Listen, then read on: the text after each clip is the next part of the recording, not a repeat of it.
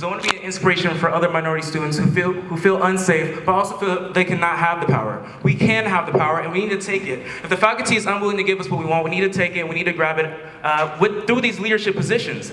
I think we keep stepping back, or we keep allowing ourselves to be taken advantage of, but instead we need to go for these positions, just like these ladies here. We need to go for these positions to make policies and to push and enforce laws and stuff that could help us in the future. And I think with the Multicultural Center, I think it's just helping that out. I think pushing that forward and showing others that this does really help, and that this does not just help one group, that this is for all people, will really show that this campus can be one, and it can unite into one single campus that has one identity, or multiple identities, my apologies, multiple identities, and really shows that we are all one in the end, if we all focus on one single point of helping each other out. I think that's the thing that's been lost for so long, is the role of the ally. People are confused, how do I help?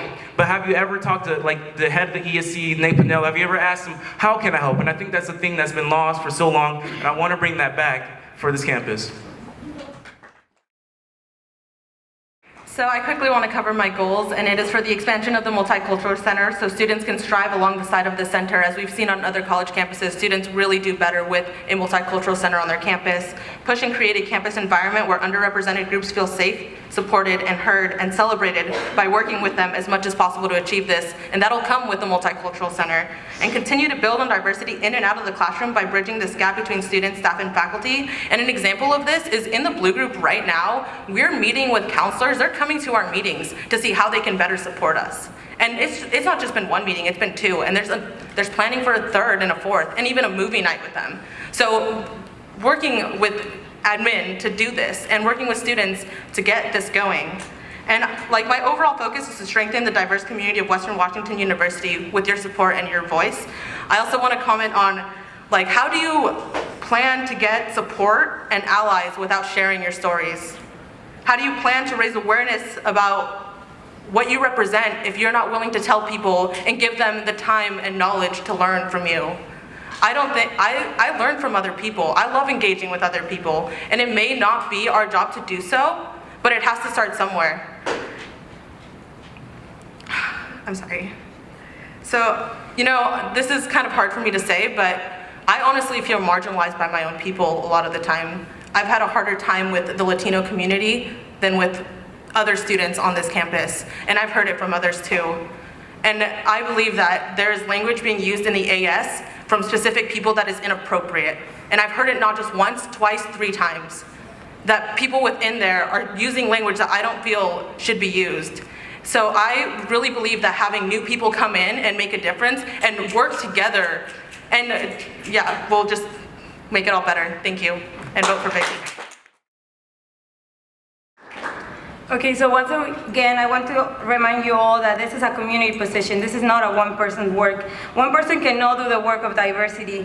That's why I want to keep working towards a collaborative campus where academic activities and student life are on board with diversity. Students with marginalized identities should never feel forced to have to validate their experiences. The moment you're admitted to this institution, your identities and stories should be respected and valued. No one should be questioning nor undermining your identity. And I want to keep pushing and working with the already existing programs here at Western, so faculty and administration are also on the same page and understand the importance of inclusion. The Multicultural Center, it is important, but it's only one of the many things that we still have to keep working towards. Like, we cannot keep throwing around the word marginalized identities and diversity if we do not know the meaning. If we haven't been involved in different organizations and campus, then how are we gonna know what the students need? I've been here for 3 years. I've been seeing students get pushed out of spaces, academics not getting support, trans and queer students always having to use the preferred pronouns. They're not preferred, they're part of their identities. And also, I want to keep supporting the students with disabilities. There are not enough resources on this campus. There's just one office, max 2, where they can go. I put on so much programming this year where I had to work along with the Disability and Outreach Center, where we had to accommodate students, and it was so difficult because the facilities, this institution was not made for them. It's still not made for them.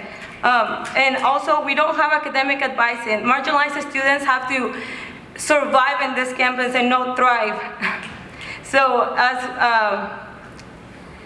once again, I want to remind everybody this is not the work of students. All this work should not fall on students. You should never put your education at risk because of the lack of support in this campus. And again, as we enter this work, I want to remind everyone that the people before made it possible for us to be here. And I'm sorry, Aleyda, but we are out of time. Okay, I want to continue that work and support all the students on this campus. Thank you. Thank you.